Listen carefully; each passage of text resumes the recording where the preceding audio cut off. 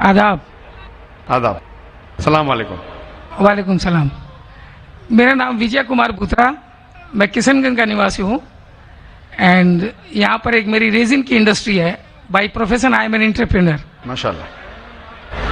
ऐसा है, आपके विषय में मैंने आपकी तकरीरें काफ़ी टीवी पर भी देखी है, पीस टीवी पर कलकत्ते में, और हमने ऐसा पाया है कि आप इस्लाम के अलावा हिंदू शास्त्रों में भी आपकी बहुत बड़ी आस्था और बहुत बड़ी रुचि रखते हैं। मेरे में ये जानने की उत्सुकता है कि आपकी ये उत्सुकता हिंदू शास्त्र के प्रति कब आई और क्यों आई, इसके विषय में मुझे आपसे थोड़ा जवाब। भाई साहब का सवाल है कि उन्होंने मुझे टीवी पे कलकत्ता में कई बार देखा है और ये जाना है कि इस्लाम के अलावा मैं दीगर मज़ाहिब के बारे में बात करता हूँ और हिंदू धार्मिक किताबों के बारे में भी मैं इल्म रखता हूँ। तो ये पूछना चाहते ये ख्वाहिश कब आई और कैसे आई। मैं जब मेरा मेडिकल कॉलेज में था तो मैं मुतासिर हुआ एक शख्स जिनका नाम था शेख अहमद दीदार। वो साउथ अफ्रीका के थे और वो इस्लाम और ईसाई मज़हब पे महारत रखते थे। जब उनकी तकरीर सुना तो मैं उनसे मुतासिर हुआ और मैंने कुरान और बाइबल का अल्हम्दुलिल्लाह इल्म हासिल किया। तो सबसे पहले मैंने इल्म हासिल किया बाइबल के बारे में, इस्लाम और ईसाईयत के बारे में।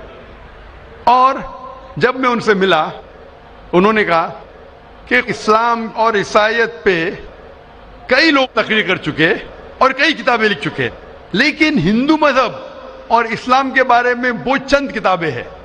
उन्होंने दरखास्त की कि बेटा ईसाईयत के अलावा दिगर मज़ाहिब के बारे में आप मुताला कीजिए और उनको भी पैगाम पहुंचाइए। और जब कुरान मजीद की मैंने आयत पढ़ी, कुरान मजीद में अल्लाह ताला ईश्वर कहते हैं सूरह अल इमरान में सूरह नंबर 3 आयत नंबर 64 में, तालौ इला कलिमतिन सवाइन बैना बैनकुम, आओ हम उस बात की तरफ जो आप और हम में यकसा है। सबसे पहली बात क्या है? अल्लाह नाबुदा इल्लल्लाह, कि हम सिर्फ एक ईश्वर की इबादत करें। वला नुश्रिका भी शैअन, कि हम आपस में किसी को शरीक न करें। वला यत्तखिज़ बादुन बादन अरबाबन मिन दुनिल्लाह, कि हम आपस में किसी को रब न कहे। फइन तवल्लो, अगर वो न माने, फ़कुलू शहदू बिअन्ना मुस्लिमून, आप शहादत दो कि आप मुस्लिम हैं। तो जब मैंने कुरान मजीद की आयत पढ़ी जिसमें लिखा है कि जब भी आप गैरों से बात करते हैं तो उस बात की तरफ आओ जो उनमें और हम में यकसा है, और मजहबी किताब में यकसानियत भी है, डिफरेंसेस भी है। तो मैं कहता हूं कि कम से कम यकसानियत के ऊपर तो हम अमल करें, जो डिफरेंसेस है वो कल डिस्कस करेंगे। डिफरेंसेस तो है, मैं ये नहीं कहता डिफरेंसेस नहीं है, लेकिन जो यकसानियत है, जो आपकी किताब धार्मिक किताब और हमारी किताब में यकसा है, तो कम से कम उसके ऊपर तो अमल करें। तो ये सोच लेके शेख दीदार से मुतासिर होके और कुरान मजीद की आयत सूरह नंबर 3 आयत नंबर 64 जब मैं मेडिकल कॉलेज में था मैंने शुरू किया ये मेरा मिशन।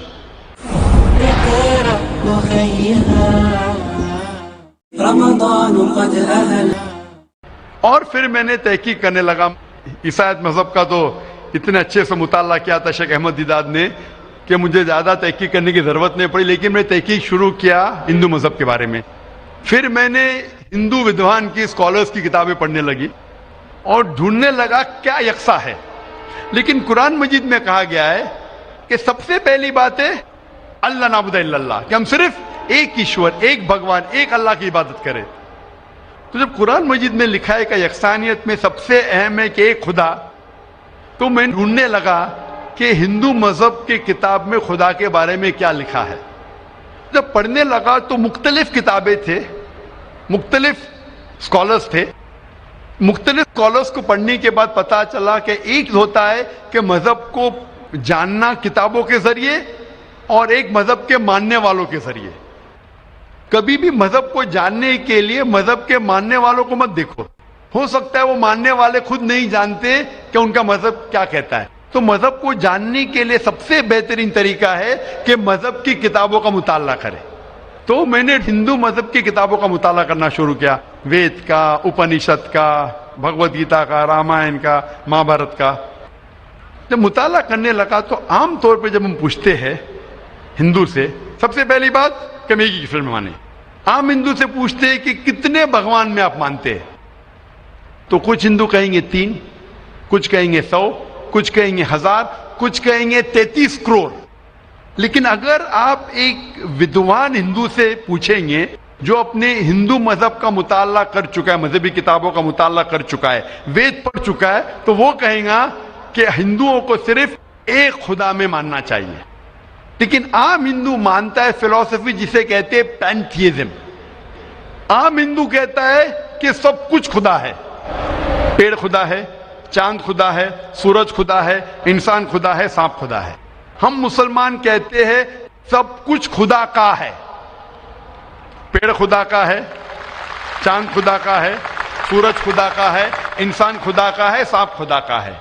तो ये अहम फर्क है आम हिंदू और आम मुसलमान में। आम हिंदू कहता है सब कुछ खुदा है, हम मुसलमान कहते हैं सब कुछ खुदा का है। तो ये फर्क है सिर्फ का। अगर ये का के फर्क को मिटा ले तो हम हिंदू और मुसलमान एक हो जाएंगे। कैसा करना चाहिए? तालाविला कलिमतिन सवाइन बैना बैनकुम, आओ उस बात की तरफ जो आप और हम में यकसा है। तो जब मैं हिंदू मजहब की किताबों का मुताला करने लगा तो एक अहम किताब का नाम है उपनिषद। उपनिषद में लिखा है, Chandogya Upanishad, chapter number 6, section number 2, shloka number 1 में, एकम एविदित्यम, खुदा एक है दूसरा नहीं है। जब हम पढ़ेंगे श्वेताश्वेतर उपनिषद चैप्टर नंबर 6 श्लोका नंबर 9 में, नाचस्य कसिज जनिता न चदीपा, ये संस्कृत कोटेशन है जिसके मानी है उस खुदा, उस ईश्वर का कोई रब नहीं, उस ईश्वर के कोई वालिदैन नहीं, उसके ऊपर कोई नहीं है, उसकी वालदा नहीं, उसके वालिद नहीं है। लिखा है श्वेताश्वेतर उपनिषद में चैप्टर नंबर 4 श्लोका नंबर 19 में, न तस्य प्रतिमा अस्ति, उस ईश्वर की कोई प्रतिमा नहीं। प्रतिमा संस्कृत में होता है अक्स, photograph, painting, picture, idol, statue, sculpture.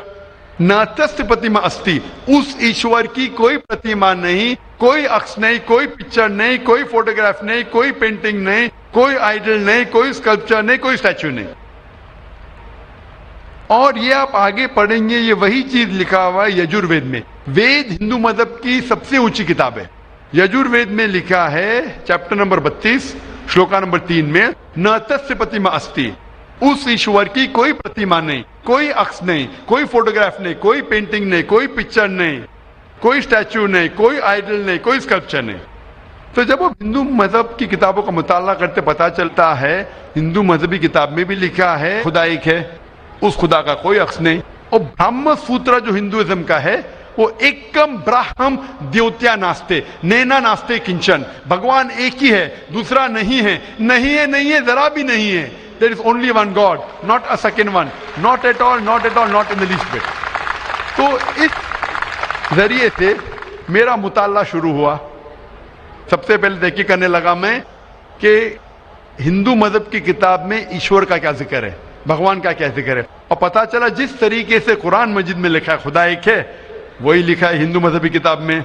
जिस तरीके कुरान में लिखा है उसका कोई अक्स नहीं, वही लिखा है हिंदू मजहब में। जिस तरीके से कुरान मजिद में लिखा है ना वो किसी से जना है ना किसी को जनता है, वही चीज लिखी हिंदू मजहबी किताब में। तो मैंने कहा जो यकसा है तो इसके ऊपर अमल क्यों ना करे। तो इस तरीके से मेरी तहकीक शुरू हुई और आस्ते आस्ते तहकीक के बाद पता चला कि हिंदू मजहब में भी लिखा हुआ है कि अवतार आने वाले हैं। अवतार लोग समझते हैं कि भगवान एक इंसान का रूप लेता है, ये एक मानी है, लेकिन सही मानी है संस्कृत में मतलब भगवान खुद नहीं, भगवान किसी को भेजता है। तो अवतार के सही मानी है जैसे हम कहते हैं पैगंबर।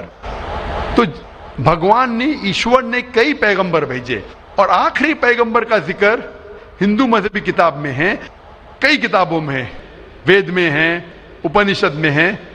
कई मिसाल दूंगा एक, कल्कि पुराना में लिखा है कि आखिरी जो अवतार आने वाले आखिरी पैगंबर वो कल्कि अवतार है। उनके वालिद का नाम है विष्णु यास। विष्णु मतलब खुदा, यास मतलब नौकर, खुदा का नौकर। अरबी में करेंगे तो हो जाता है अब्दुल्ला, जो नाम था मोहम्मद सल्लल्लाहु अलैहि वसल्लम के वालिद का। उसके वालदा का नाम है सुमति, मतलब शांति, अमन। अरबी में हो जाता है आमिना, जो मोहम्मद सल्लल्लाहु अलैहि वसल्लम के वालदा का नाम था।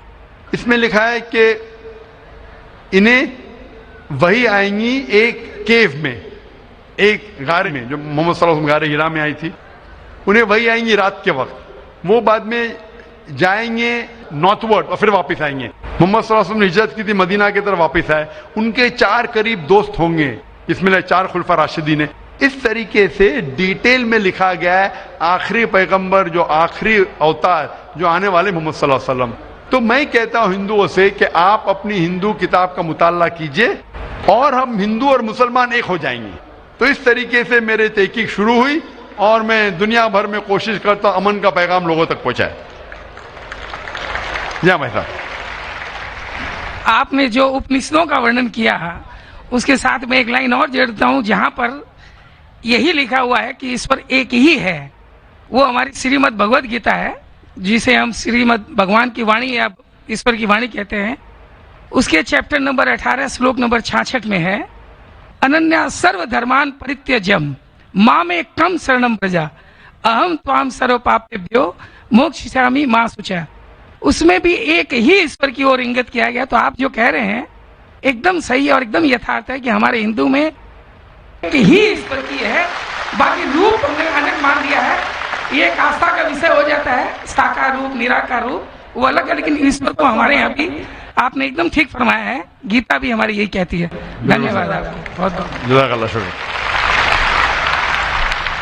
हजारों साल नरगिस अपनी बेनूरी पे रोती है,